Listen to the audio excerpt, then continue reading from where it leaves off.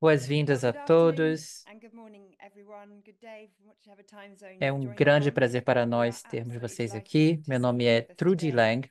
Eu My sou da name is Rede Trudy Lang. Global de I'm from the Saúde, Global da Health Global Network, Health Network. and we É are um grande very prazer para pleased to nós host this organizarmos esse event evento for para the World Health vocês. Organization. Darei algumas I'm going to instruções para do a little bit of iniciarmos. housekeeping, but just to say we're very pleased to support this A as part of organização our desse role as a evento faz collaboration parte centre do for the nosso science papel aqui division da nossa of the World Health organização. Essa Organization. organização é extremamente We're importante speaking porque today essas is really important diretrizes because these são guidelines we're going to talk about are bastante very parte much do part of plano de our ação que estamos action plan. implementando. É um grande It's a desenvolvimento really key para qualquer development um for que está anyone interessado em working pesquisa into clínica hoje em dia. research. We have an Tivemos amazing muitas inscrições para essa sign-up for this reunião. meeting, and hopefully most of you have managed to A join us maioria de today vocês on imagino que Zoom. esteja no But if Zoom, not, mas também this is estamos also being transmitindo pelo streamed on YouTube. YouTube. And I'm going to come back to your É, questions at the moment, Estamos but muito we're really felizes aqui de delighted with the ver numbers of people who have registered for this essa meeting amplitude de from where they've joined us inscrições. across the globe. So I'm Vou dar algumas going to instruções take you through a básicas little bit of aqui para explicar housekeeping o funcionamento, a and dinâmica explain dessa how this reunião. meeting will work Em today. primeiro lugar, essa reunião Firstly, será we're going gravada to e será record this compartilhada session mais tarde and it will be pela shared Global Health later via the Network. Global Health Network. E, And claro, junto com as importantly, perguntas de alongside all of your vocês, questions, which I'll come back to in a moment, é, hopefully you might have already worked out that we're talvez going to você já tenha translate this percebido here for que you. a And live tradução translation is simultânea é available for you disponível para now, vocês para now in árabe, French, francês, Dutch, English and português e Spanish. espanhol. If you click Se on clicar the no language botão que é um interpretation globinho that you'll escrito find on the screen, Interpretation ou you'll Interpretação, você find pode additional encontrar o languages seu idioma and you can e use the closed selecionar captions, which automatically o translate idioma da sua this. preferência. We have a very Temos large uma audience ampla today, plateia so the hoje, chat, video and então os microphone microfones functions are estão disabled, desativados, but mas we do queremos want a to sua hear from you. This participação. is a session where we Por really favor, want utilize to o get your botão de questions Q&A, and de perguntas e really make respostas, this a para very enviar fair as suas meeting. perguntas. Please use the Q&A function to post your questions, and I'm going to work very hard on getting Durante as back to all of you palestras, eu estarei to collect these and to analisando as automatically perguntas, share me at the end. pegando, né, But resumindo perguntas we've obviously got parecidas. an enormous number of people on the Então, call, sua so pergunta não your irá para o questions won't be vácuo. wasted. We're going to Nós collate com them certeza all and compartilharemos we'll share these with the as suas video perguntas after com os the event. palestrantes após o evento também, para dar uma chance a eles para responder. So I'm Então, delighted to Jeremy second é o to Jeremy, cientista-chefe who's the da Chief Organização Mundial da Scientist for the World Saúde. Health Depois Organization, eu passarei and then I'll pass para to o Vasi, who's the Vassi, Senior Advisor for Research in também Health, consultor para and a he'll be there as OMS. well. Tentarei Try and moderar essa moderate this very reunião busy meeting, e but esperamos que really hope that você you'll want to participe take part também. as well. So I'm Então, é um grande delighted prazer to para mim hand over passar a to palavra Jeremy para to o open this Jeremy, meeting. Thank you.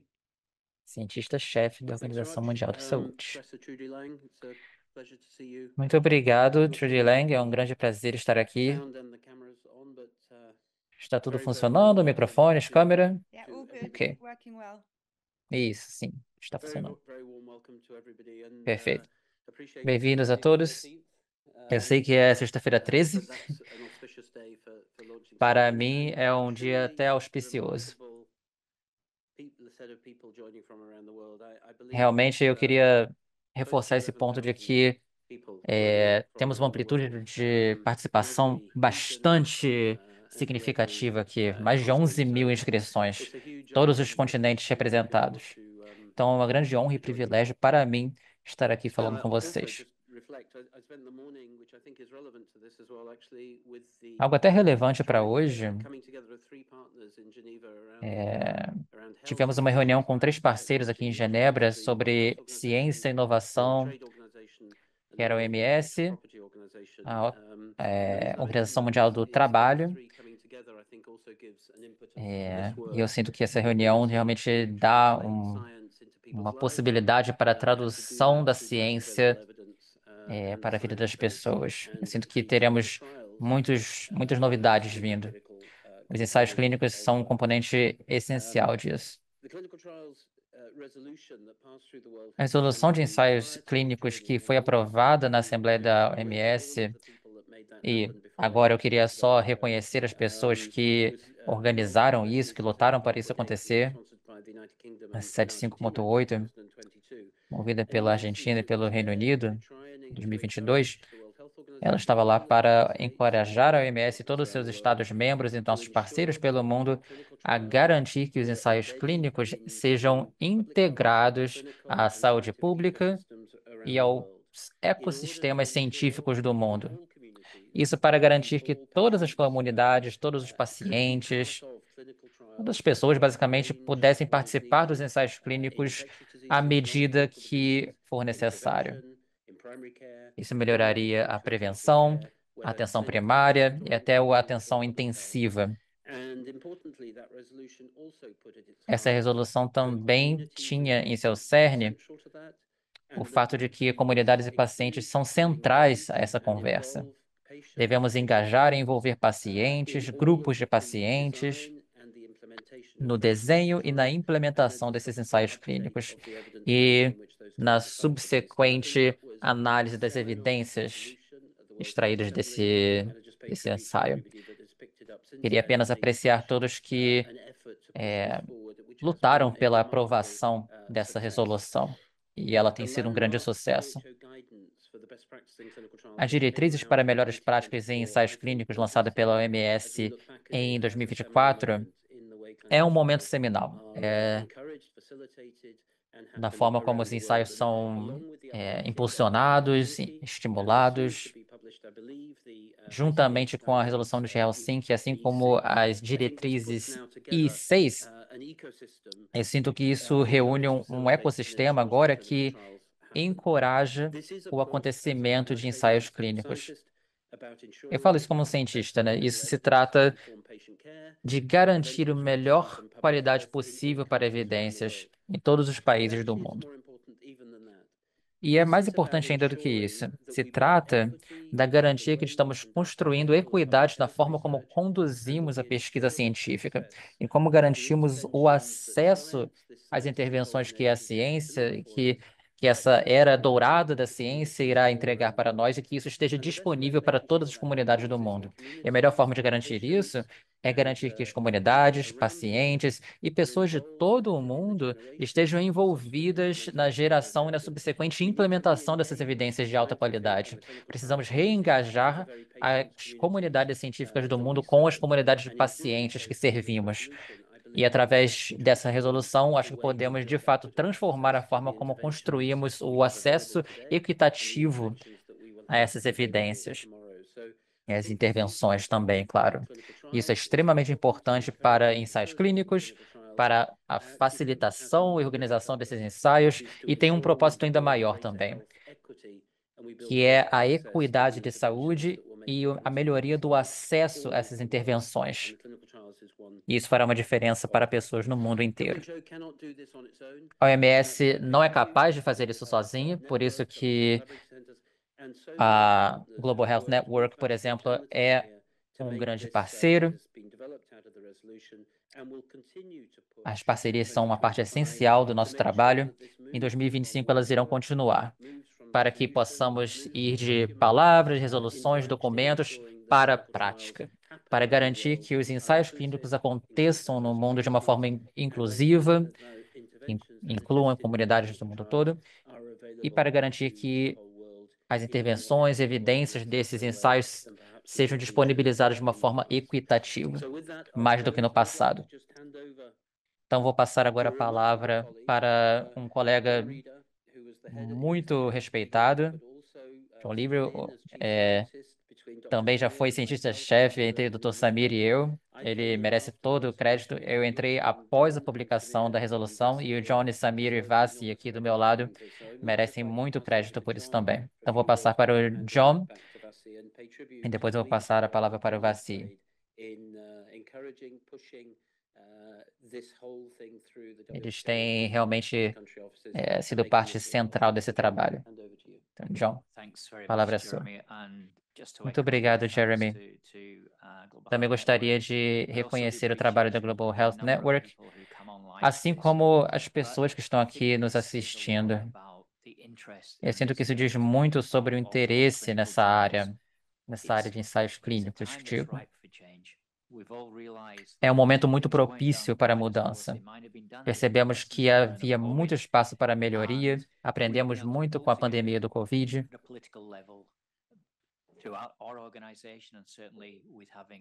Conseguimos reunir a parceria de diversas organizações E o trabalho com as comunidades realmente tem melhorado bastante. Estamos no mundo todo conversando com diversas comunidades com uma mensagem muito clara. Estamos prontos para melhorar, para mudar e para trabalhar de uma forma diferente.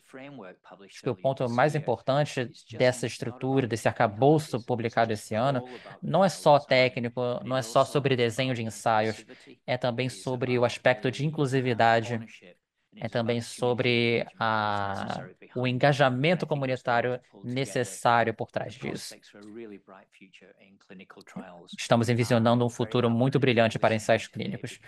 Estou muito feliz que estamos aqui juntos hoje. Precisamos realmente tirar isso do papel para causar uma diferença na forma como conduzimos ensaios. Então, de volta para você, Vassi. Muito obrigado, John e Jeremy. Então, antes de eu começar a minha fala, queria também reconhecer que, enfim, estamos representando apenas mais um passo num conjunto de atividades que estão acontecendo já há muitos anos, até mesmo antes da resolução. Não estamos começando do nada. Em contraste, conforme a resolução, claro, nos esforçamos bastante para continuar construindo o trabalho de muitos de vocês que estão aqui ouvindo. Muitas iniciativas já estavam clamando por muito do que já está sendo implementado pela diretriz. Então, é importante também reconhecer o trabalho das centenas de milhares de pessoas que contribuíram para isso. Vou compartilhar aqui meus slides. Bem,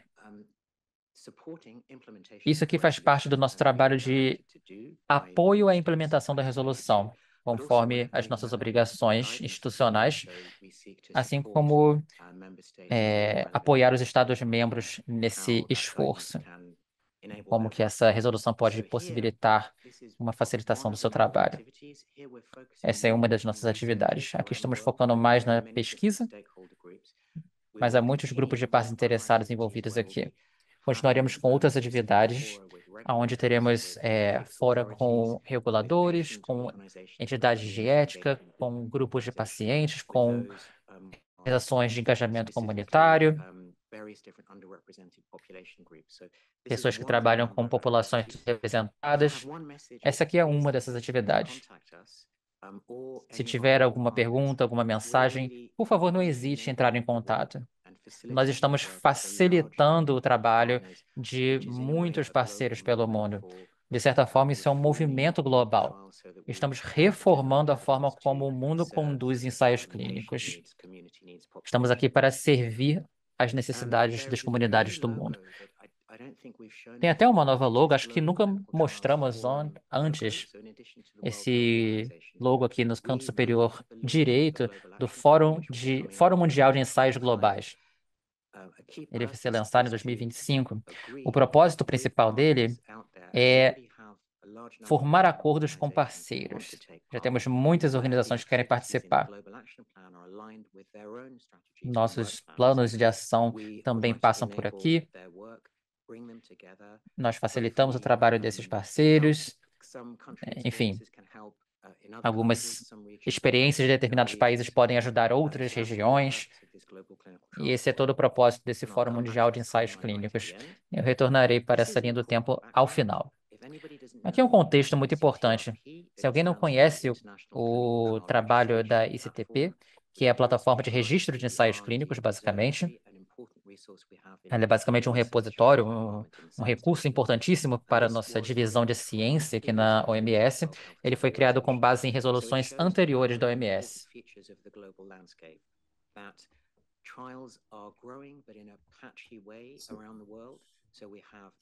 Está aumentando.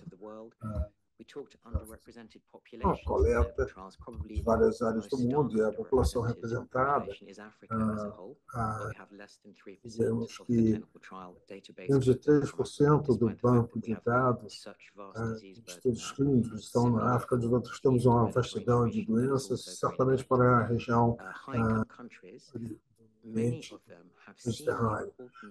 Muitos já viram a importância de desenvolver ecossistemas de estudos clínicos como parte do desenvolvimento econômico, como parte da agenda de pesquisa e desenvolvimento. Ali, nesse gráfico, nós poderemos ver que uma linha supera outras, que seriam as Américas e a Europa. Antigamente era a região ocidental do Pacífico. Está representando aí a quantidade de estudos, seguidos de um aumento muito grande na China e também no Sudeste Asiático. A Índia já está em quarto lugar, Estados Unidos em primeiro lugar, Japão em terceiro lugar.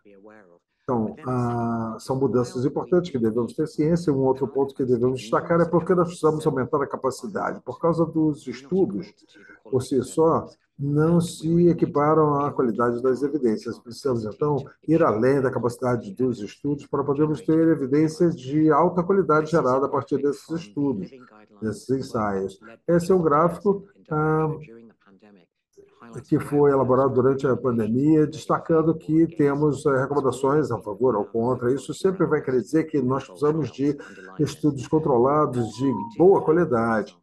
E temos bons exemplos, sim, de ensaios que propiciaram evidências robustas, mudando a prática global. Porém, ficou claro também, e essa é uma publicação da USFDA durante a pandemia, que existe muita pesquisa e milhares de estudos que não contribuíram para essa base de evidência. Então, precisamos aumentar a capacidade, mas sim com foco em estudos de alta qualidade, que é um elemento fundamental. No nosso trabalho, tivemos 6 consultorias em várias regiões, e várias consultas também online, recebidas de milhares de indivíduos. Então, temos aqui as 4 áreas principais onde estamos começando a propiciar respostas para as perguntas corretas, onde temos um desenho e uma implementação boa para responder essas perguntas. Jeremy e John já conversaram sobre esse assunto. Isso é a parte fundamental que trata da questão da falta de inclusividade. Isso são pesquisas e também serve para apoiar o trabalho de comitês de ética, entidades regulamentadoras, que têm igual importância. Em alguns países, temos áreas que são bem apoiadas, outras não. Resta-nos do sistema geral que tem certas limitações. E enxergamos também ineficiências da regulamentação, porém, o sistema de aprovação de estudos clínicos. Isso é reconhecido por alguns países. Já enxergamos ecossistemas aumentando suas atividades, isso bem alinhados com a resolução, onde eles têm uma visão holística do sistema como um todo, tentando identificar como podem garantir o rigor do desenho desses estudos, seguindo padrões éticos, encontrando as melhores maneiras para a continuidade dos estudos. Essa área é muito importante, é uma questão em países de alta renda, de média renda e de baixa renda. Aprendemos a partir dessas consultorias com todos vocês, e isso foi trazido para essas diretrizes. Com relação ao conteúdo dessas diretrizes, então é importante deixar claro que agora temos uma diretriz global da OMS e esses 5 elementos fundamentais que compõem um bom estudo clínico. A primeira parte fala do desenho, e isso é o elemento central. Tudo isso está alinhado com a ICH e a Declaração de Helsinki, que apresentam mudanças que já estão sendo alinhadas com relação aos direitos e o bem-estar dos participantes. E aqui temos um pouco mais de ênfase na diretriz da OMS, onde temos a prevalência da colaboração com todas as partes, tomando parte na discussão desde o início e abordando, inclusive, as perguntas que devem ser respondidas com os estudos e se essas intervenções incluídas elas podem ser implementadas e se os desfechos são significativos para os pacientes e onde as populações estejam tratando de necessidades fundamentais e onde essas intervenções possam ser benéficas. Esse aspecto do engajamento é fundamental, assim como é a transparência em torno do registro Isso é realmente a norma global para os estudos clínicos, para que vemos que ainda há áreas onde não temos uma formação sólida e precisamos aprimorar isso um pouco. Também melhorar um pouco o compartilhamento de dados. E a acessibilidade de conteúdo também é outra parte muito importante. E a quinta parte é fundamental também, como todos os outros elementos, com relação à gestão da qualidade com base em risco, né? Nem todos os estudos têm os mesmos níveis de risco. E eu tenho ciência de que existem áreas do mundo, regiões do mundo, países, onde não há um conjunto de procedimentos sólidos que tenham uma base de risco dentro dos estudos randomizados. Temos intervenções licenciadas, onde não temos produtos medicinais. Vamos pegar a questão de medicamentos licenciados. Existem estudos que envolvem intervenções que têm bancos de dados de segurança, envolvendo milhões de pessoas. Isso já existe há décadas. Nós deveríamos ter os mesmos procedimentos para a supervisão desses estudos como tínhamos para outros estudos. Essa base de risco é muito importante, o mesmo se aplica à complexidade das emendas, no sentido de tratar das de menor complexidade. Há países que estão levando essa questão adiante, muitos já avançaram bastante.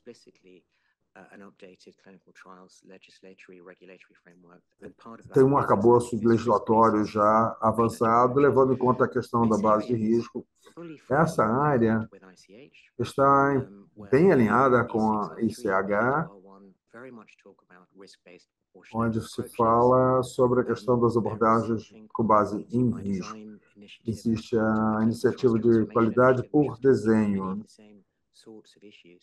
que fala de muitas dessas questões. Não é algo exatamente novo, mas ainda estamos nos estágios ainda primários de implementação. Então, interesse da nossa parte fazermos uma conexão com vocês nesse sentido. A próxima sessão, então, aborda um novo arcabouço para fortalecer a pesquisa, os ecossistemas de pesquisa de âmbito nacional. Isso tem que ser visto também de uma forma holística, ligado aos ecossistemas de pesquisa e desenvolvimento dos vários países. Temos esses 4 pilares, mas o que é mais importante é que muitas dessas questões se interligam e perpassam umas às outras. Então, não são pilares verticais isolados. Existe a questão da correlação entre várias delas. Os sistemas regulatória aborda os aspectos centrais com relação à infraestrutura dos estudos clínicos e a governança vigente. Já falamos sobre muitos desses elementos agora. Porém, uma análise do documento, podemos ver que alguns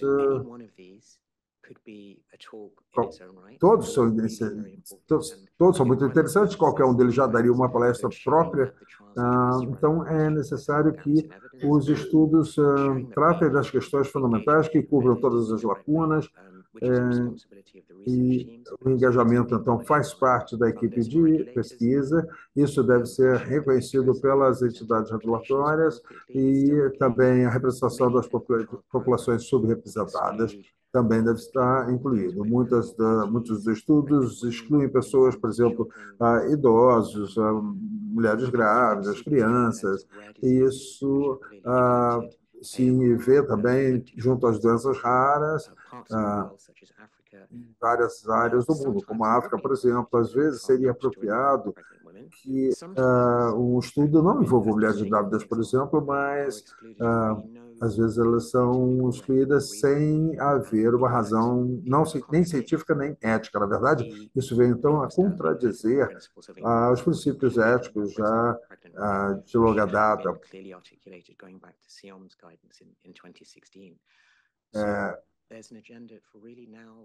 como uma agenda daqui para frente com mais força, é importante vermos como tratamos as questões de inclusão das populações subrepresentadas, para que a gente não evite o acesso a intervenções nessas populações, que é o caso em muitas instâncias. A próxima parte agora também tem igual importância, pois ali pedimos que deixamos de lado algumas premissas com relação ao desenho padrão, começando com a pergunta: qual seria a maneira mais ética de responder aquela pergunta? Em alguns casos, isso pode ser um desenho fixo, em outros seria uma abordagem mais pragmática para encontrar a melhor maneira de estabelecer a questão, a pergunta, né? São aqueles descentralizados também, onde se busca responder as perguntas fora das unidades fixas, como no atendimento primário, a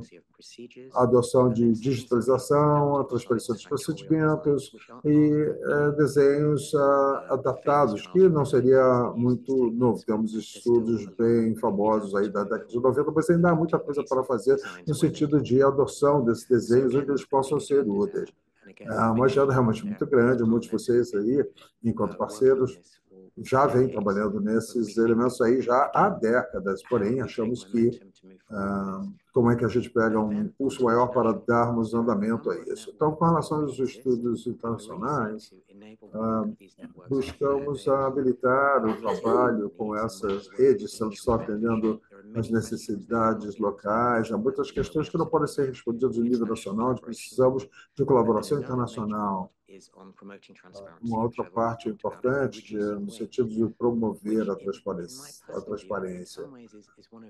No meu entender, são algumas das questões mais complexas, porque sabemos que há muitos estudos que recebem atualização. Isso não foi só durante a pandemia, onde as pessoas analisaram a proporção dos estudos que estavam sendo levadas em evidência. A proporção é realmente pequena. É uma área que busca o melhor uso de recursos. E temos algumas recomendações excepcionais para os elaboradores de políticas e normas. É um ambiente onde a pesquisa ética centrada no paciente realmente permite a criação de estudos que possam realmente atender às necessidades da população. Muitas autoridades já estão seguindo nessa direção e esperamos que essas recomendações possam apoiar esse movimento.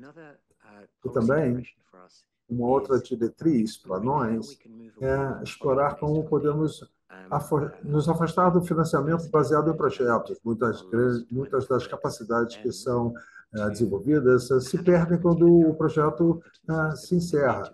Então, a clareza das competências precisa ser apoiada, isso através de apoio nacional da pesquisa.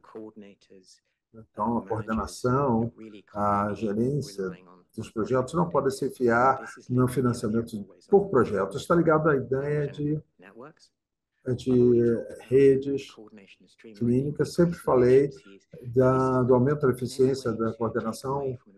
Isso não deve nos afastar do trabalho dos comitês de ética de pesquisa. Contrastes, sim, são absolutamente centrais. Nós temos milhares e milhares de indivíduos que dedicam tempo para esses trabalhos dos comitês de ética, também das autoridades regulatórias, para que trabalhem juntos, para que tenham um sistema eficaz. Isso nem existe em alguns países em termos de autoridade de ética nacional, em outros países existe, sim, muito bem. É uma área para que cada país veja se tem as eficiências. 2025 será um ano extremamente importante para esse nível local e global. Os países terão muitas formas de monitorar o seu progresso em comparação com as recomendações. Muito disso já está acontecendo, mas precisamos ser capazes de monitorar esse progresso também. Uma outra parte importante do trabalho no qual embarcamos como resultado desse processo de consultoria, que foi apontado que é necessário, temos ferramentas de benchmarking para sistemas regulatórios, que são liderados por um departamento chamado Regulação e Pré-Regulação aqui na OMS. É um departamento muito respeitado pelos países. Muito esforço foi colocado em atender essas ferramentas de benchmarking pelos países. Então, isso foi bem sucedido. Na divisão científica, no departamento do John, de pesquisa para a saúde, liderado por Andreas Rice e Catherine Litter, que são muito respeitadas também. Agora, as ferramentas de benchmarking estão sendo cada vez mais utilizadas. Estamos agora buscando inputs enquanto unidade de ensaios clínicos, para que possamos ter uma ferramenta de autoavaliação. O objetivo aqui é que ele possa ser utilizado para ver aonde que eles estão em termos de suas capacidades, de acordo com a estrutura do OMS, e quais seriam os próximos passos para a melhoria da sua funcionalidade.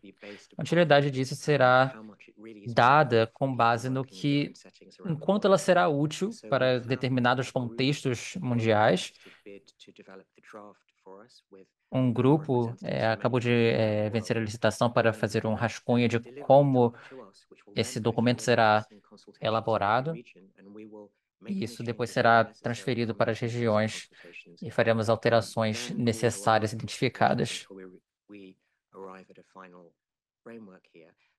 Isso será feito até chegarmos numa estrutura final que pode estar disponibilizada já até o final de 2025, mas se precisarmos de mais tempo também é possível. Então, talvez a parte mais importante disso seria a rede de parceiros que pode se reunir para realmente liderar esse movimento. Estamos chamando esse grupo de o Fórum Global de Ensaios Clínicos, o GCTF, Global Clinical Trial Forum. Teremos uma reunião do fórum aqui na OMS no ano que vem. O seu principal propósito para que todos tenham uma oportunidade de levantar a mão e falar: esse aspecto está alinhado com o nosso interesse, este aqui precisa de melhoria, e podemos compartilhar nosso aprendizado dessa forma e avançar e melhorarmos juntos. Dessa forma, todas essas áreas que foram identificadas pela consultoria poderão ser melhoradas. Teremos esse fórum para liderar esse trabalho. E todos os escritórios regionais terão um papel nisso, claro. Os escritórios regionais também estarão liderando no material de treinamento e na adaptação desse material ao seu contexto local. Eles utilizam seus próprios planos e tudo mais. Essas são as 9 áreas. Não vou detalhá-las todas, mas uma parte aqui que eu não mencionei é que planejamos também ter um hub de recursos para ensaios clínicos. Não vamos repetir o que já fazem, né? Acessamos o que já foi desenvolvido e aonde identificarmos lacunas, isso será identificado e ela poderá ser preenchida nesse repositório de recursos para ensaios clínicos. Durante a reunião do fórum, analisaremos que parceiros poderão se voluntariar para agir em cada uma dessas áreas. Também relacionado a isso, a utilidade do que fazemos depende da necessidade por mudança. Então, temos agora essas categorias. Eu já mencionei brevemente. Muitos de vocês estão já implementando mudanças alinhadas a pelo menos uma dessas categorias.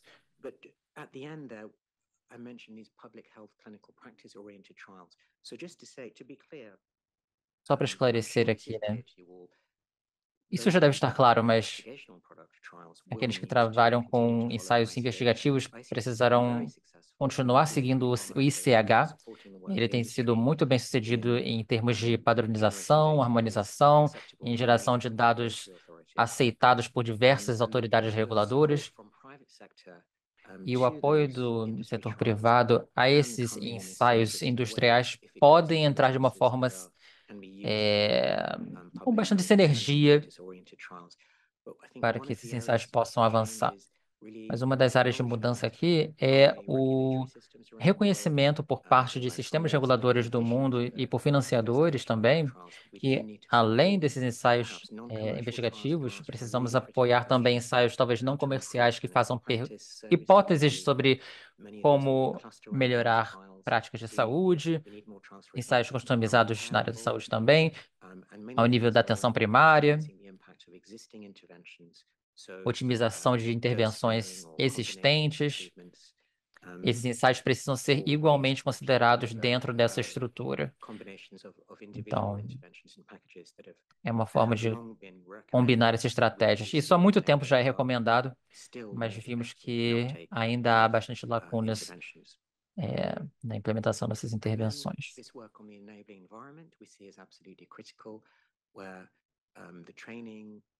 Esse ambiente de facilitação é crítico também. É importante que tenhamos um treinamento customizado e acessível, que tenhamos essas redes sempre ativadas. Vemos aqui a primeira ação se trata de liderança, de apoio nacional, porque essas ações só podem ser avançadas através da liderança local, né? Financiadores internacionais também terão um papel, mas presumimos que será secundário. Então, para finalizar, aqui é uma linha do tempo da adoção da resolução. As diretrizes foram lançadas há alguns meses e 2025 será um ano bastante animado. Será um momento para traduzirmos essas políticas, esses documentos na prática. Eu quis incluir aqui esse slide. Aqui não temos todos os colaboradores, claro. Não é a minha equipe só, né? Exceto por alguns. Claro, são muito importantes também. São funcionários do OMS que escolhem colaborar porque eles têm objetivos em comum com alguns desses aspectos desse plano de trabalho. Queria só agradecer a colaboração que temos com todos os escritórios regionais e as diversas áreas, departamentos que participaram desse trabalho. O Escritório Regional da África deve ser reconhecido especialmente aqui também. É um exemplo perfeito de uma iniciativa de longo prazo, uma parceria de longo prazo que já gerou muitos frutos. Não tenho fotos de todos os parceiros externos, mas muitos participaram desse trabalho já.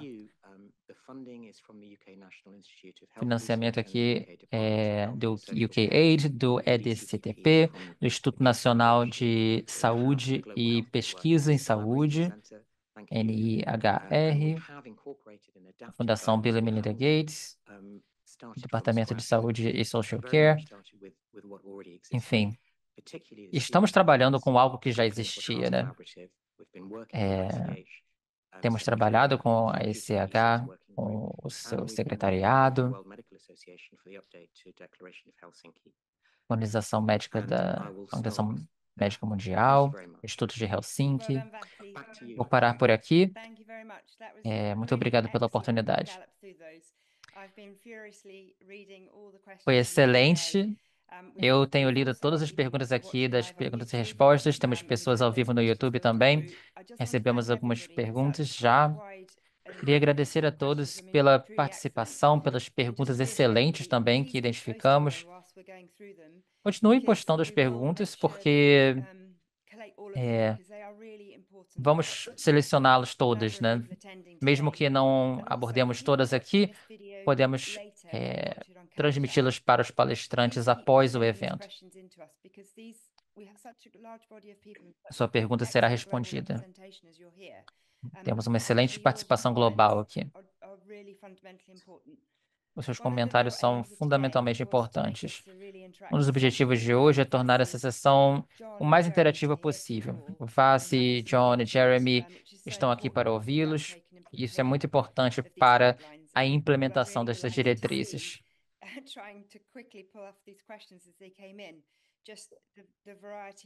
Então, Temos aqui uma variedade bastante ampla de perguntas e de países de origem. Estou selecionando aqui, mas só para repetir, continue postando suas perguntas.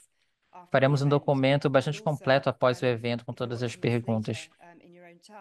E se estiver assistindo mais tarde, né, não ao vivo, por favor, envie seu feedback. E também, algo que acontece sempre na Global Health Network, façam perguntas uns para os outros também. Temos especialistas aqui do mundo todo. Muitos de vocês têm ideias ou até respostas para muitas dessas perguntas. Não deixem só para o Vassi e para o Jeremy. Você pode colocar as suas próprias respostas e comentários na própria ferramenta de perguntas e respostas.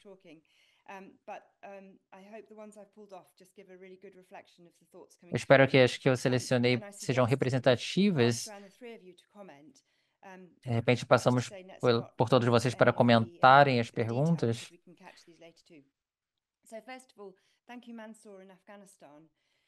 Em primeiro lugar, obrigado, Mansour, no Afeganistão. Ele reflete aqui que é muito difícil, às vezes, atingir o nível de qualidade em desenho de ensaio necessário, né? A qualidade necessária nos ensaios. Então, há muito treinamento necessário e apoio de pesquisa no sistema de saúde do mundo. Como que vocês sentem que essas diretrizes podem melhorar o apoio global ao fortalecimento desse sistema de saúde para reduzir esses desperdícios e melhorar o desenho de ensaios clínicos no mundo? Muito obrigado. É uma excelente pergunta. Eu sei que veio do Paquistão, né? Mas acho que é a mesma pergunta. Afeganistão, perdão.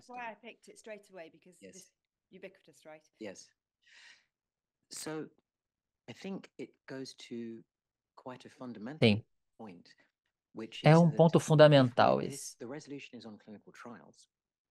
A resolução aborda ensaios clínicos. Porém, aqueles de nós que estão trabalhando para a melhoria de desfechos clínicos à saúde pública no mundo, nós analisamos a perspectiva mais ampla da pesquisa de saúde. E para possibilitar uma melhoria nesse âmbito, precisamos de engajamento entre pesquisadores e sistemas de saúde. Um aspecto muito importante dessa resolução é que ela não foca apenas no que alguns veem como o escopo tradicional de ensaios clínicos, que seria apenas produtos investigativos, que é o âmbito da ICH. Historicamente, o que muitos veem como uma boa prática clínica, inclusive a ICH, é o envolvimento da indústria e dos reguladores e que ele ajuda a produção desses produtos. O que estamos defendendo agora é exatamente o espaço dessa pergunta, né? O treinamento, para que profissionais de saúde possam se engajar com todo o ciclo de identificação da lacuna, que pode vir da prática clínica, por exemplo, lacunas em termos de como que melhor podem servir suas populações, para que possamos desenhar uma pesquisa clínica mais apropriada, que possa responder de fato essas perguntas. Para possibilitar isso, treinamento é necessário, um treinamento adaptado para diferentes instâncias. Há um treinamento necessário para pessoas que trabalham em tempo integral, para aqueles que apenas contribuem, enfim. Leva um certo tempo, geralmente, pelo menos, para que a abordagem de um país para o treinamento mude. Mas esperamos acelerar isso com a resolução. Uma medida, por exemplo, é ter enfermeiras designadas que escolhem engajar com pesquisa e podem ser treinadas através do seu sistema de saúde para coordenar estudos práticos que estão alinhados com as necessidades dos países. Podemos contribuir com isso. Estamos analisando aqui quais materiais de treinamento estão disponíveis para diferentes regiões. Isso faz parte da resolução. Então, precisamos de um foco bastante dedicado para pacotes de treinamento customizados para cada região. Mas também precisamos desse conceito de pesquisa democratizante, né? Tem esse sentido de que há uma barreira muito alta, um muro alto para a participação em ensaios clínicos. E precisamos, claro, de salvaguardas bastante robustas para ensaios no geral, especialmente humanos, mas nos pragmáticos, né, que podem ser de risco menor, talvez possa haver outras abordagens, outras formas de envolver uma gama muito mais ampla de partes interessadas, uma gama mais ampla, por exemplo, do que é anteriormente envolvido, né, tradicionalmente com ensaios clínicos. Jeremy, John, if we'd like to add to that at all? I think there's a long answer. Let's go on to further questions to give. Okay. I'm sure there are lots of questions coming through. Vamos esperar mais perguntas. São muitas que estão sendo feitas. Podemos pegar todas. Sim, sim. So the next question, A próxima pergunta. and in fact, this is Susan from Liberia who posed this, but I'm Susan, actually da Libéria. collate what I say. Mas, na verdade, Probably there must be 25 questions on this across. se não me engano, são mais ou menos umas 20 perguntas aí em torno desse tópico. Muito obrigada, Susan, por ter iniciado esse ponto. Foi descartado nas apresentações que uma dos aspectos exclusivos que aparece através do GCPR3 e também a resolução 75.8. Muitos estão vendo que o engajamento comunitário realmente está aumentando, o design centrado no paciente e o engajamento comunitário realmente são elementos que estão centrais. A sua pergunta com relação aos obstáculos ao engajamento comunitário. Muitas das outras perguntas falam dessa importância, de como isso pode ser levado adiante de uma forma significativa. Muito obrigado, Trudy. É uma questão realmente muito importante. Para ser sincero, o primeiro obstáculo ao engajamento comunitário é que é necessário uma conversa verdadeira, que deve se basear no reconhecimento sem envolvimento da comunidade. Isso não vai ser atingido. Isso aconteceu já várias vezes, temos muitos exemplos, porém, é uma lição que todos estamos aprendendo. Obviamente, é muito mais complicado do que isso. E há também os elementos de que a comunidade precisa desenvolver uma confiança nos cientistas. E é importante que essa conversa aconteça de uma forma sólida. Então, a democratização da ciência é uma questão que envolve a compreensão de que realmente pode ser uma ferramenta usada por todos. Nem todo mundo vai saber elaborar, desenhar um estudo clínico, mas a comunidade deve ser capaz de compreender os princípios que estão em jogo.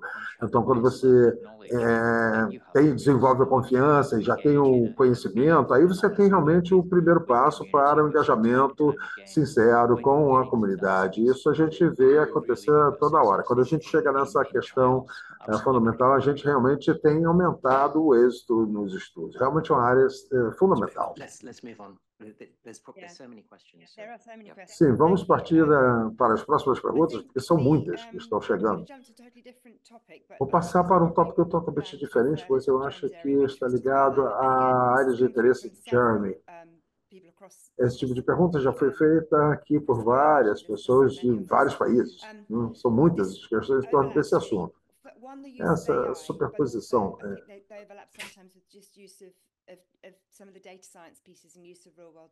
uso dos dados, ciência, sei que são pontos um pouco diferentes, mas a gente deve se focar, acima de tudo, com relação ao engajamento comunitário, muito disso vem através da resolução e das diretrizes que ajudam. Então, o que o painel pensa em torno das oportunidades e dos riscos do uso de dados ou do avanço da ciência de dados? E também será que o uso de IA pode ajudar algumas dessas coisas a prosseguirem de forma melhor? Eu acho que Então, as outras perguntas mais ou menos relacionadas ao assunto, se vocês não ouvirem o seu assunto especificamente, podem puxar um pouco depois. Olha, a pergunta realmente é muito importante. Uma das coisas que a ciência e que a pesquisa clínica precisa fazer é começar a antever um pouco do que está acontecendo, do que vai acontecer. A gente já está no meio, ou mesmo no começo, de uma disrupção muito grande que está acontecendo com a digitalização, o acesso a dados, a questão da democratização dos dados também, e o uso da IA. Precisamos tomar uma posição com relação à pesquisa clínica e a pesquisa mais ampla, né? A gente não deve fingir que isso não vai acontecer, porque vai acontecer. E depois, como é que a gente vai poder usar da forma mais, com maior confiança, né? Nas comunidades e tal, como acaba de ser mencionado. Podemos usar sistemas digitais, sistemas de dados, e o aumento cada vez maior da inteligência artificial para podermos facilitar os estudos clínicos e para podermos facilitar a disponibilidade e acessibilidade desses estudos clínicos. Isso aí, então, vai incluir as comunidades e todos tenham acesso a essas informações. Isso aí entra na discussão mais ampla, já que vamos democratizar todo o processo, é necessário termos um ecossistema, ou vários ecossistemas científicos, para usar essa habilidade e a capacidade de usar todas essas novas abordagens para facilitar esse trabalho do qual estamos falando. Eu tive a sorte essa semana de ter acesso à questão de IA, dos prêmios Nobel que foram dados recentemente, no sentido de maximizar a confiança nas comunidades também, minimizar o potencial de mal que pode acontecer. Todos os esforços estão sendo feitos em torno da ética, a ética digital através da IA. Isso tem que ser usado da forma a beneficiar a maior quantidade de pessoas. Então, o fundamental é não fingir que essa disrupção, que esse novo caminho não está acontecendo, porque está acontecendo, as pessoas vão exigir isso, as comunidades vão exigir isso também, e eu acho que é necessário estarmos à frente, né, desse processo e não atrás. Obrigada. Vassi, quer acrescentar alguma coisa? Não, acho que não. Na verdade, vamos abordar outras questões. Sim, estão meio cobertas por uma só. Uma pergunta agora veio do Paquistão. Os cadastros de estudos clínicos são importantes, há muitos exemplos pelo mundo afora. Também há os cadastros nacionais. O ponto aqui é que seria interessante ter um cadastro no Paquistão. Qual é a posição da OMS com relação a esses cadastros baseados em cada país e como eles podem ser mais inclusivos e qual o tipo de apoio está sendo dado. Olha, esses cadastros são fundamentais para esse trabalho. Precisamos de informações sobre o status do trabalho e os cadastros sublinham isso, né?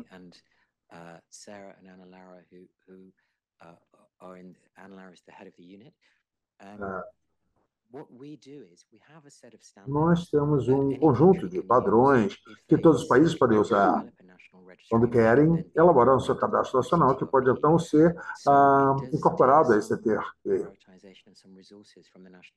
Então, é necessário uma otimização de recursos nacionais para elaborarem cadastros atendendo a esses padrões.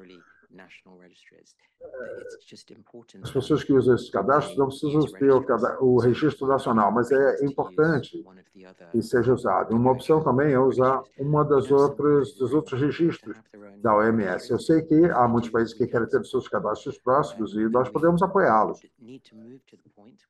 Precisamos nos focar no sentido de que todos que fazem estudos clínicos tenham o seu cadastro, com os quais eles estejam confortáveis para usar e que atendam os nossos padrões e que possam ter acesso aos dados e que haja clareza também.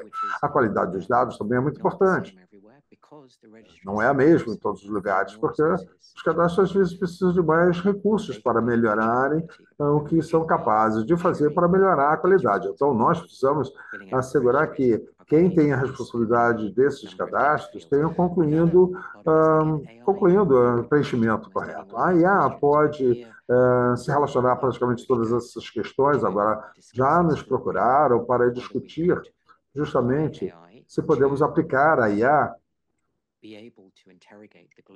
para podermos fazer um interrogatório a esse banco de dados global.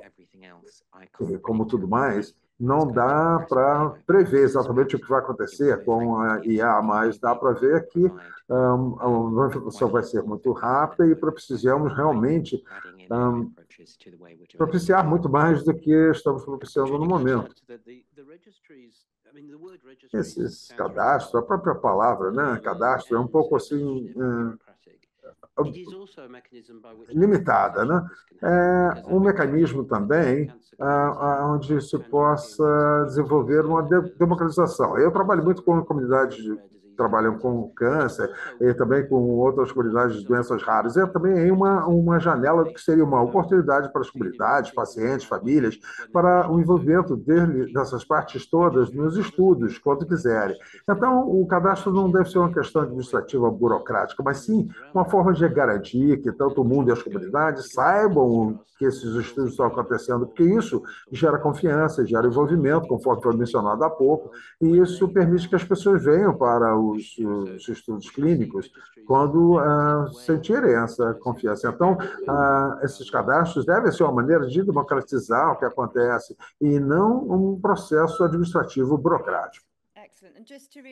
Muito bem. Então, só para assegurar a todos, estamos tentando reunir aqui o conteúdo central de várias das perguntas, mas todas elas serão registradas ao longo do nosso encontro aqui, mas eu estou tentando juntá-las dentro de um ponto só. Então, vamos agora passar para um outro ponto diferente. Da Nigéria veio uma pergunta interessante, que tem repercussão junto a muitas outras perguntas. Com relação aos estudos de condução local, precisamos de muitos estudos mais do que o que acontece em muitas das regiões. Reconhecemos a importância de estudos na área farmacêutica e eles não devem acontecer de forma isolada. Então, quais seriam as melhores maneiras que vocês enxergam de juntar os estudos da área farmacêutica e das áreas os estudos mais pragmáticos e qual seria o relacionamento entre eles? Também, mais uma boa pergunta, excelente, eu acho que é possível gerar uma sinergia.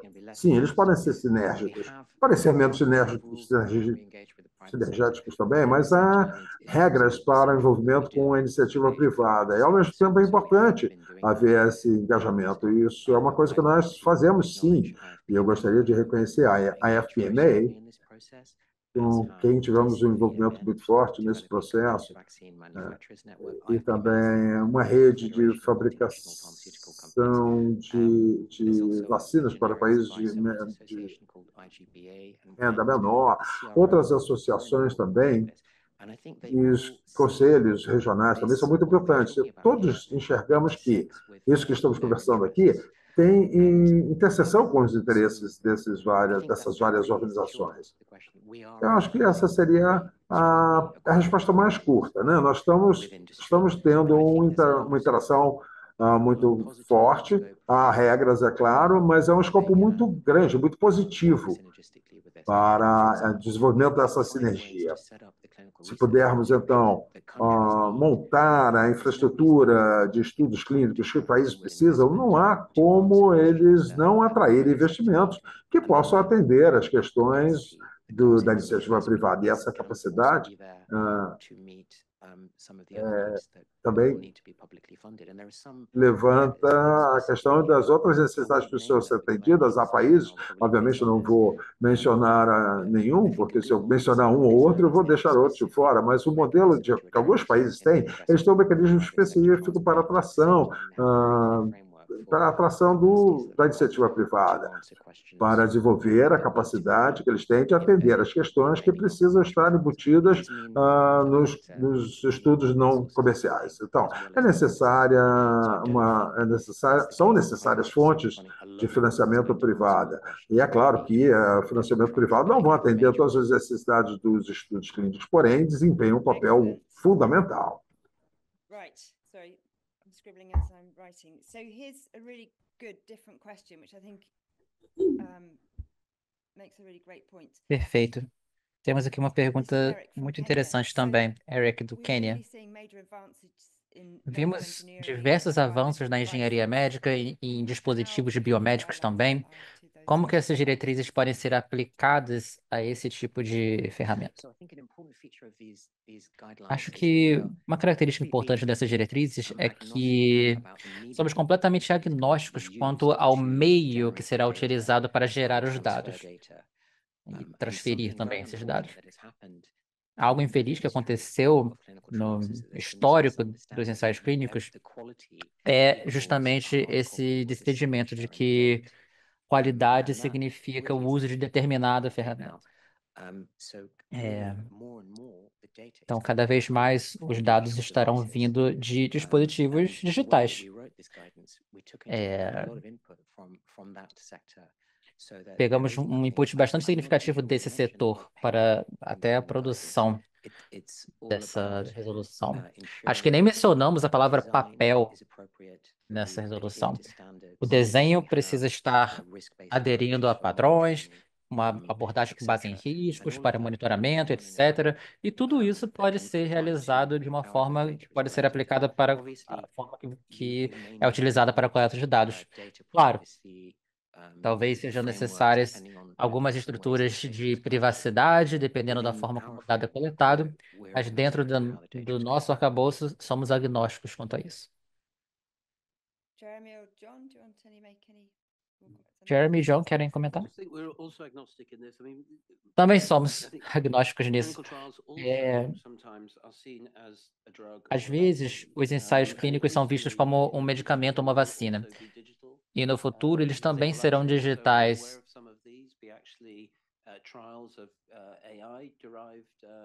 Ensaios com abordagens de inteligência artificial para diferentes aplicações. Quando a nossa equipe estava produzindo esse documento, nós também tentamos antecipar isso. Não é medicamento A versus B. Se trata de diferentes intervenções que podem ter um impacto clínico de saúde significativo. Eu acho que veremos isso no futuro. Obrigada. Vou juntar algumas perguntas nessa próxima. Acho que é uma área bastante importante também.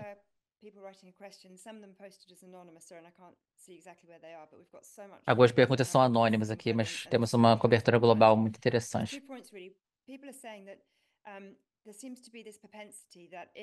Parece haver uma possibilidade de que, se um patógeno é estudado no laboratório e está sendo estudado no mundo todo, haverá então um ensaio observacional, né?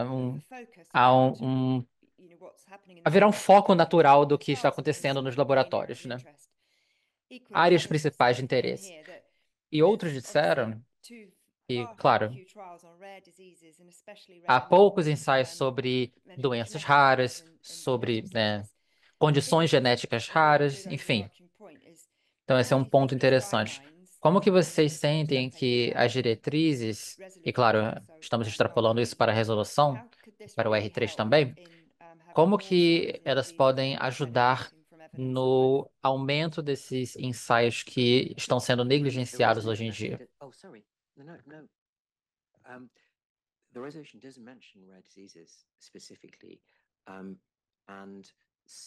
A resolução menciona algumas doenças raras especificamente.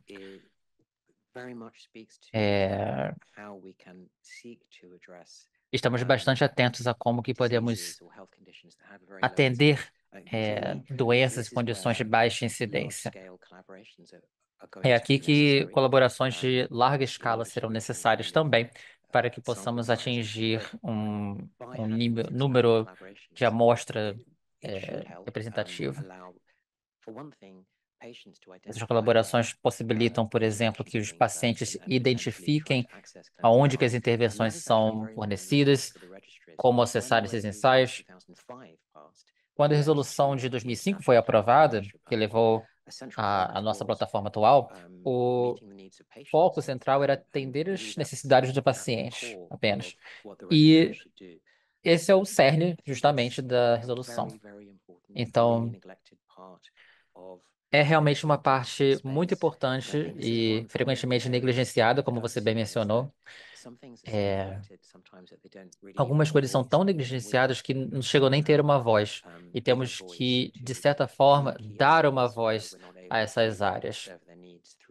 Qualquer área em que haja uma necessidade não atendida. Então, com certeza, as colaborações através da resolução ajudaram também.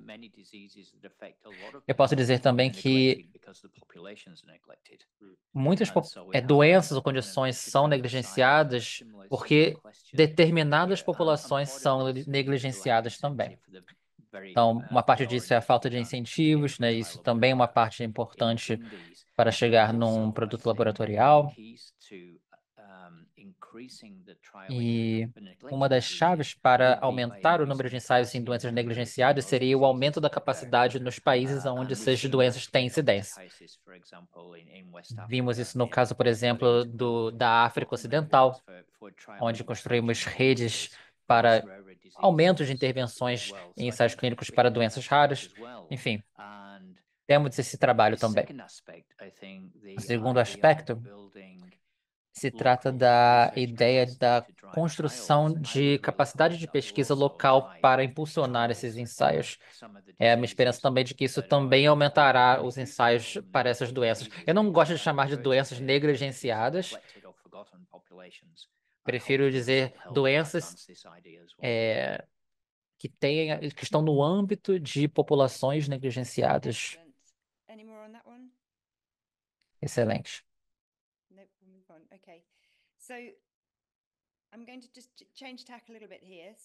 Então, vou mudar aqui a direção. Uma pergunta bastante direta, mas realmente ela toca no cerne dessa reunião. O Peter do Quênia perguntou como essa resolução pode ser aplicada localmente. No Quênia, no caso. Então, realmente, esse é todo o propósito dessa reunião, né? Por isso que temos tanta gente aqui. Então, de repente, cada um de vocês pode falar um pouquinho sobre como que essa resolução pode ser adotada em cada país. Bem, o primeiro ponto é ter a conscientização dela. É excelente termos pessoas aqui conversando sobre ela. Se quiser entrar em contato diretamente, Peter, para falar sobre atividades específicas no Quênia, por favor, faça-o.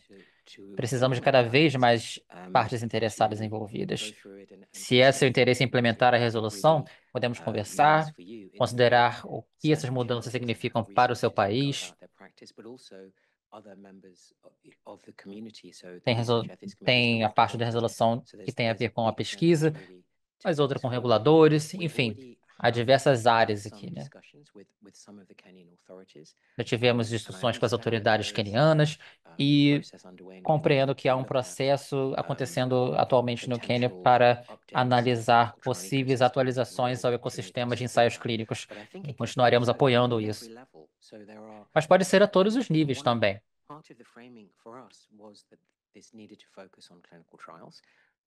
Parte do nosso foco, claro, são os ensaios, mas as necessidades de pesquisa não são restritas a ensaios clínicos. Então, eu poderia sugerir diversos recursos. Muitas delas, inclusive, são da Global Health Network. Há excelentes recursos para qualquer pessoa que deseja começar uma vida de pesquisa. Então, não existe em entrar em contato. Sempre haverá uma pergunta de pesquisa com a qual você pode se defrontar. E o que estamos buscando fazer aqui na OMS, através das parcerias, é colocar ferramentas nas suas mãos para ajudar todas as partes interessadas a andarem nessa jornada. O apoio de vocês, das suas comunidades. Eu tenho que aproveitar essa oportunidade, né? Tem tanta gente aqui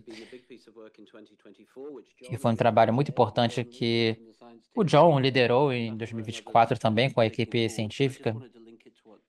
Mas queria ligar isso ao que o Vassi acabou de dizer. Os ensaios são o foco de hoje. Eles são um componente extremamente relevante da pesquisa.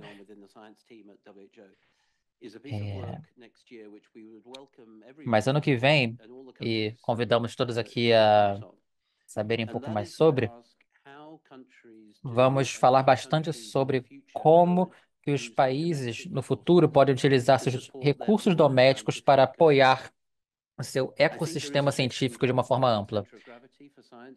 Eu sinto que o centro de gravidade da ciência está mudando, o eixo está se movendo.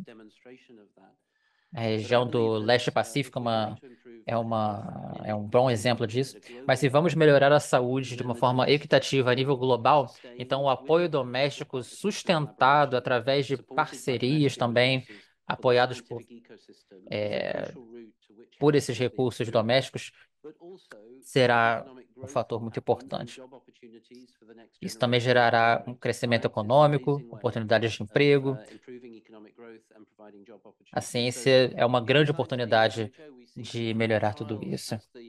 Na OMS, vemos os ensaios clínicos como a vanguarda desse trabalho, mas queremos conversar, estamos conversando com muitos países sobre como eles estão apoiando o seu ecossistema científico e como mudar o eixo desses recursos domésticos para engajar cada vez mais partes interessadas nesse trabalho, para aumentar a sustentabilidade de toda essa infraestrutura. Eu sinto que isso é crítico para a melhoria da resiliência nacional, saúde pública, a capacidade de resposta a emergências e a proporção de crescimento econômico, geração de empregos, enfim. Por favor, entre em contato para conversarmos sobre como que podemos ajudar essas autoridades a melhorar seus ecossistemas científicos. Sim, parece uma pergunta simples, mas ela resume muito bem o que estamos fazendo aqui. Aprendemos muito com a nossa pesquisa ao longo dos últimos anos, exatamente sobre isso. Fizemos um estudo até com o Vassi, mais de 3.000 pessoas envolvidas, né, para dar essa evidência.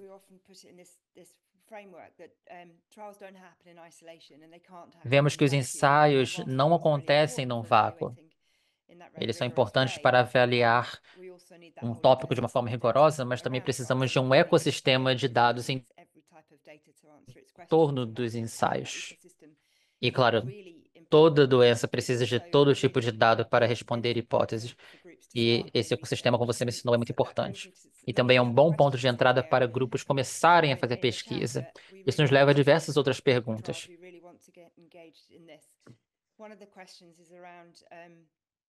Uma delas aqui se trata sobre experiência. Mencionaram dificuldade de financiamento, porque geralmente é necessário uma experiência, um contexto para acessar um financiamento. O que a Global Health Network faz, especialmente, é dar essas ferramentas para as pessoas começarem a acumular experiência em pesquisa para melhorar também essa possibilidade de acesso a recursos.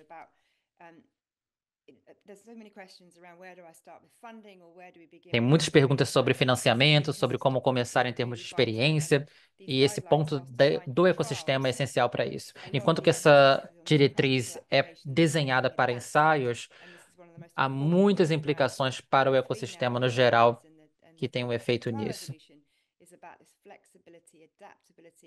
A flexibilidade, adaptabilidade, essas são algumas das maiores mudanças que veremos ao longo dos próximos anos.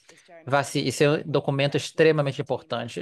Temos que realmente parabenizar bastante você e a sua equipe por liderar esse esforço. Poderia falar um pouquinho exatamente sobre como aplicá-la de modo a superar esse obstáculo que eu mencionei? Como que ela ajudará a elevar todo o ecossistema científico? Bem, é difícil para mim superar a necessidade pelo apoio doméstico. E essa compreensão de que a pesquisa, de certa forma, é parte do cuidado. Muitos países não ligaram esses pontos, não percebem o financiamento doméstico como parte do orçamento científico.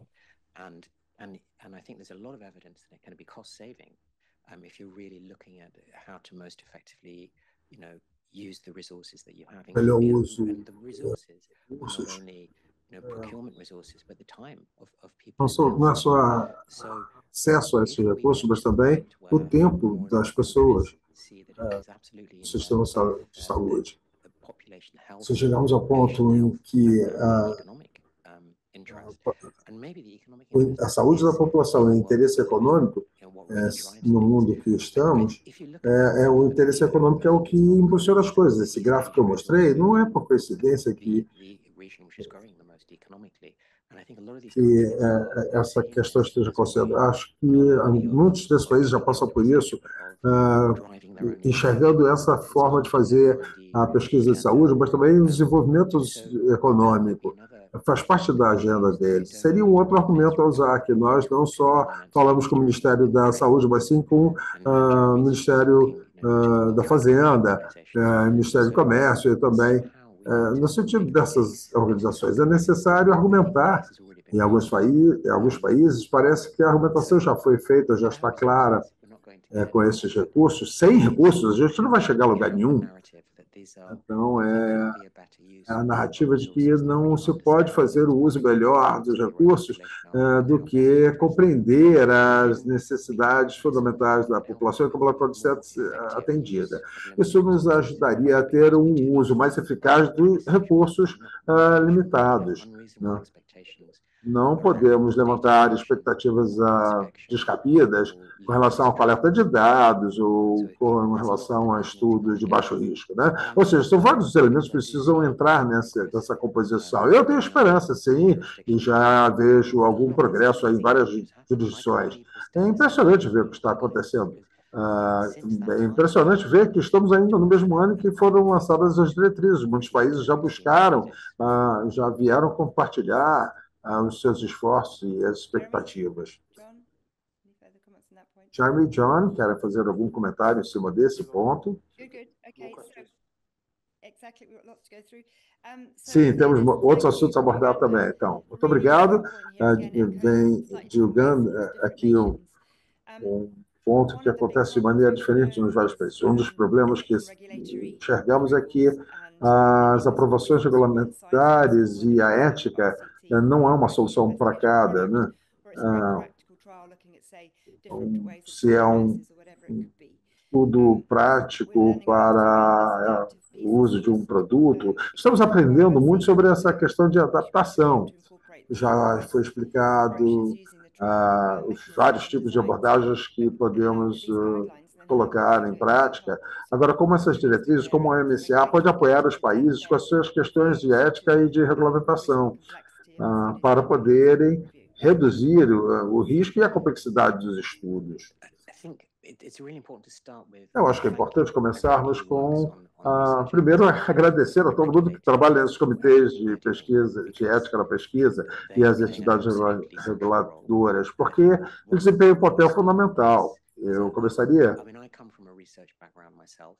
Eu mesmo já participei de pesquisa, então estou bastante ciente aí da noção de que as coisas realmente não andam com a velocidade necessária. Então, eu gostaria de começar dizendo que nós precisamos apoiar o trabalho dos comitês de ética, mas precisamos de uma autorização nacional, uma autoridade nacional para orientar como as pesquisas, os estudos são produzidos no país dentro de uma ética. Então, Os comitês institucionais podem ser bons, mas não há como ter uma crise nacional ou uma coisa que precisa ser feita como em grande escala, como um estudo de várias ciências. Você não pode fazer isso se você está trabalhando de forma isolada. É necessário que haja uma forma para eles entrarem em contato uns com os outros.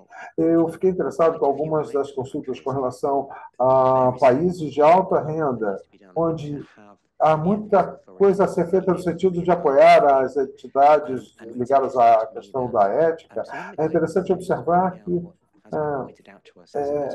o que nos foi destacado como sendo as melhores práticas pelas autoridades ligadas à ética é que na África existe uma iniciativa que está muito à frente, a meu ver, em termos de reunião dos comitês aí de éticas e autoridades reguladoras, que eles têm a independência para tomarem suas próprias decisões. Então, se há uma abordagem envolvendo várias autoridades nacionais e comitês de éticas, eles têm que olhar as questões e realmente é uma maneira de seguir adiante, no sentido de garantir os padrões e também assegurar a eficiência. Uma mensagem fundamental a deixar aqui é a burocracia. Seria uma palavra negativa?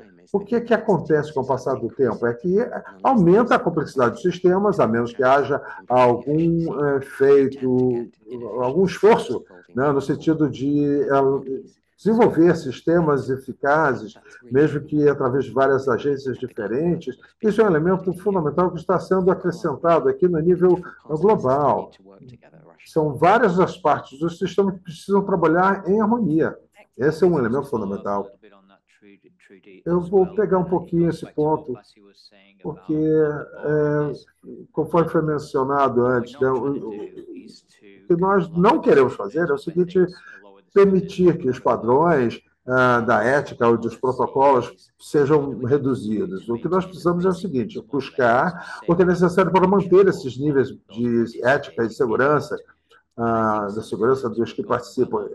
Esses níveis é que precisam ser mantidos. Então, às vezes, a gente tenta ir além disso para poder cumprir a legislação ou qualquer outra coisa, com base nessa solução, uma solução para todo mundo. Acho que um bom começo seria o que são os estudos, o que é necessário para esses estudos e o que está em risco. Acho que os comitês precisam ter uma visão muito boa do nível de proteção que é necessário para que eles estejam atendendo os requisitos. O paciente, acima de tudo, precisa estar em segurança e o esforço tem que fazer uma diferença no final. Há vários elementos técnicos aí que entram nessa equação, mas quando você está colocando um componente novo para uma doença muito nova que pode ter um desfecho fatal, e se você está tentando melhorar o tratamento de uma doença branda, mas que atinge a população em grande escala, esses elementos nos mostram que nem todos os estudos serão iguais. Eu estou tentando ligar isso aí à maneira como entra a questão da ética. É necessário que continuemos tentando aumentar a força dos processos de ética nos vários países, e isso faz parte do nosso esforço de chegar a todos os pontos finais. Há vários comitês de revisão de ética, há países que têm mais escassez de recursos, e é difícil distinguir um do outro. Então, nós estamos buscando maneiras de sistematizar a pesquisa da ética para que a gente possa elaborar a capacidade que é necessária para atender isso. Como o Vassi falou e o Jeremy também, é necessário termos uma abordagem bastante equitativa, e a questão da ética é fundamental, porque ela é uma interseção da pesquisa, e precisamos nos concentrar nessa questão. Temos mais duas perguntas aqui. Não sei, são bastante distintas entre si, mas, enfim, eu vou tentar fazer um resumo para podermos chegar ao fim aqui dentro do nosso horário. Uma parteira de Ruanda, Champuna e Aramere. A pergunta é a seguinte: como fica a situação das parteiras com H. Eu faço essa pergunta porque nós temos representação em todos os níveis de atendimento à saúde nas escolas, e é interessante ouvir a posição da OMS, né? Será que vocês poderiam responder essa pergunta em nome de todos os outros níveis de atendimento à saúde que têm o seu papel na prática de atendimento à saúde? Muito obrigada pela pergunta, né? Vinda do ponto de vista das parteiras. Tentamos assegurar que recebamos input de todos os níveis do sistema de saúde, de todos que trabalham em qualquer capacidade, porque todas as funções devem ter a visibilidade das questões que precisam ser respondidas, todas as lacunas precisam ser cobertas, as questões práticas precisam ser atendidas. Isso remonta ao que eu falei antes,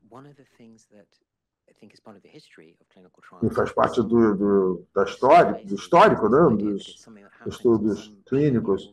Se alguma coisa acontece num ponto de destaque, é necessário que seja construído, por exemplo, uma nova instalação, você precisa de uma autorização especial para chegar lá. Eu quero me afastar disso, porque o que a gente quer daqui para frente é que, à medida que os recursos são assegurados para o trabalho, é necessário pensar como o trabalho do trabalhador da saúde vai ter apoio, né? Pode haver interesse no sentido de gerar mais treinamento. Então, onde o seu papel for coletar dados que sejam semelhantes aos que vocês estariam levantando como parte do seu trabalho rotineiro, você não precisaria de um treinamento substancial. Mas, em alguns países, eu acho que você ainda precisa passar pelo esse sistema de credenciamento, do GCP, que pode custar milhares de dólares em alguns países. Você não pode participar de um estudo clínico sem isso.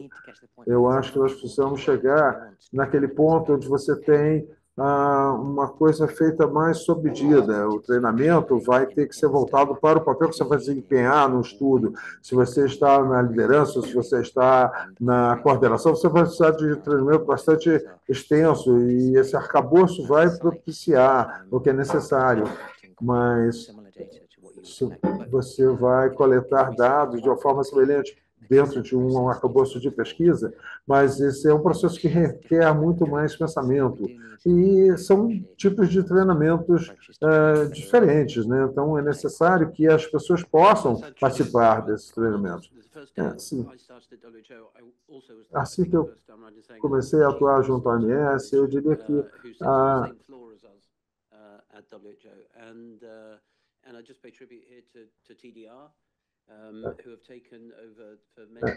quando a ideia de todos os trabalhadores da área da saúde, incluindo aqueles que não têm treinamento formal, trabalhadores de comunidades, em níveis diferentes de graduação, todos eles têm um papel a desempenhar nas suas comunidades os aspectos da pesquisa de saúde. E também, em relação à organização que eu trabalhei antes, que abriram o que eles chamavam de abordagem de fellowship clínica a todos os trabalhadores da área de saúde e também para os financiadores. Eles não devem pensar que a pesquisa clínica é feita por alguém que tem um diploma médico ou qualquer pessoa que trabalha na força de trabalho de saúde pode contribuir à pesquisa da saúde. Concordo, é claro. Então, o TDR reconhece como uma forma de trabalho junto às comunidades mais vulneráveis, chegando a todos os níveis do sistema, até os níveis de base, né? A ferramenta de pesquisa nas mãos delas pode ser fundamentais para conseguir esses dados vindos de base. Concordo plenamente, eu já trabalhei muito em sistemas com enfermeiros que contribuíram muito ao processo. Então, são um recurso muito grande de todo o sistema de saúde, considerar todos os trabalhadores, bem como na área de pesquisa clínica. As pessoas que trabalham no ambiente hospitalar, por exemplo, a questão da parteira, todas essas posições são muito importantes. Muito obrigada. Essa última pergunta também foi muito válida, conseguimos informações bastante detalhadas. O mais importante realmente foi tocarmos nos pontos principais dessas diretrizes. Eu gostaria de encerrar, então, com uma pergunta que foi colocada para nós. Quais são os elementos que o que vocês percebem que está não está sendo abordado, digamos assim. O que ouvimos nas suas falas é que a pesquisa está mudando muito rapidamente. Nós precisamos pensar enquanto um campo que avança de forma muito rápida. Então, há oportunidade para pensarmos nisso como um ecossistema, e o ponto, então, dessas diretrizes, DCP e resolução, é que destacam que ninguém deva ser deixado para trás. E como podemos beneficiar das evidências, no sentido de fazer desenhos centrados no paciente, aproveitando as oportunidades que os avanços na ciência de dados têm nos trazido, de forma que isso seja abordado de forma bastante equitativa no mundo inteiro. E é uma honra para nós trabalharmos com a The Global Health Network. Realmente ficamos muito felizes com essas diretrizes para ajudar a implementação disso em todos os lugares. Então, só para ouvir os comentários de vocês três dessa parte final do nosso encontro, comentários finais, quais são os elementos, eu vou voltar à pergunta, para que vocês mencionem quais seriam os elementos mais importantes. Então, ouviremos vocês e encerraremos.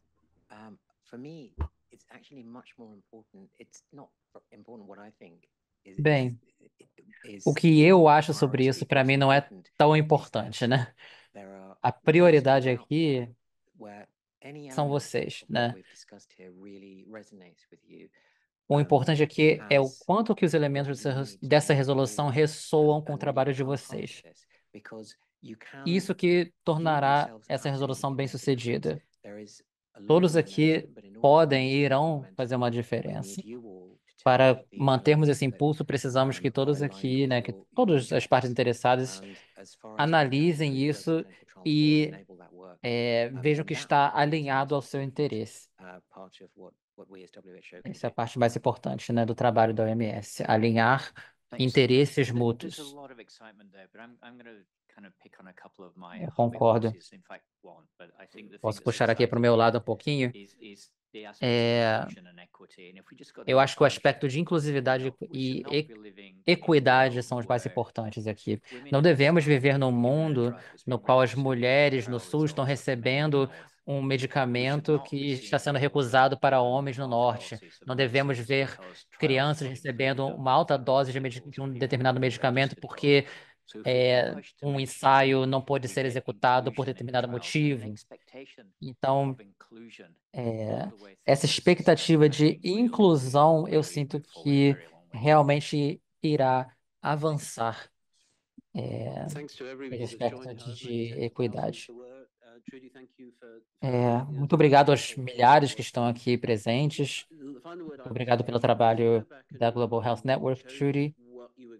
Eu queria retomar, né, aquele momento em que você escolheu o que você queria fazer com a sua vida. Isso te trouxe aonde você está hoje. Eu ousaria dizer que tem a ver com a melhoria das vidas das pessoas. E se colocamos inclusividade e equidade no centro desse trabalho, eu sinto que podemos todos fazer uma grande diferença. Eu acho que esse é o valor central desse trabalho conjunto na resolução diretriz. Excelente. Muito obrigada à equipe da organização. Muito obrigada a todos os participantes. Como eu mencionei, essa sessão foi gravada, estará disponível para ser assistida mais tarde, com a tradução também. Podem continuar comentando aqui. Muito obrigada ao OMS pelos recursos, pelas informações e muito obrigada a todos pela presença. Tenham um ótimo dia. Obrigado, Trudy. Obrigado a todos.